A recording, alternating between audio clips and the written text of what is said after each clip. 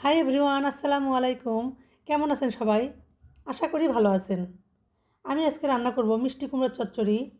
তো প্রথমে একটা পাতিলে আমি পেঁয়াজ ও কাঁচামরিচ কুচি নিয়েছি, স্বাদমতো লবণ, হলুদের গুঁড়া, সামান্য জিরা বাটা দিয়ে ভালোভাবে মেখে নেব এটা আমি।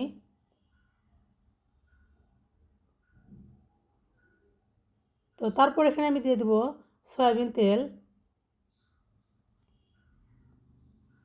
সয়াবিন তেল দিয়ে আমি আবারও ভালোভাবে মেখে নিব।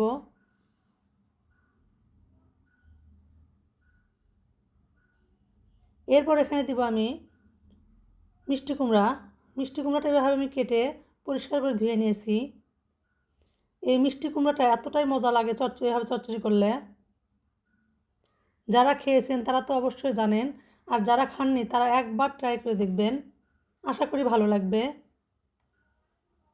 তো এভাবে আমি মিষ্টি কুমড়া ভালোভাবে মেখে নিব। তারপর এখানে দিয়ে দিব আমি কাতলা মাছ। এবার মাছের সঙ্গে তরকারিগুলো ভালোভাবে মেখে নিব আমি।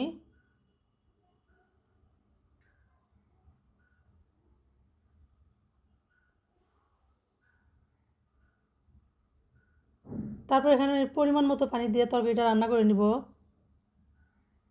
এই মিষ্টি কুমড়াটা এতটাই পুষ্টিকর, বাচ্চা থেকে বড় সবাই পছন্দ করে এটা, আর খেতেও কিন্তু খুব ভালো লাগে। আমার রান্নাটা প্রায় হয়ে এসেছে। আমি পুরোটা পানি এভাবে শুকিয়ে নিব।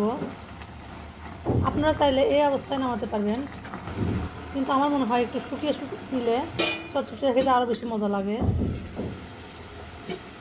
দেখেই বুঝতে পারতেছেন কতটা সুন্দর হয়েছে। এভাবে তেল উপর উঠে আসলে আমি চুলা থেকে নামিয়ে নিব। ভালো লাগলে লাইক, কমেন্ট, শেয়ার দিয়ে পাশে থাকবেন। Thanks for watching the video.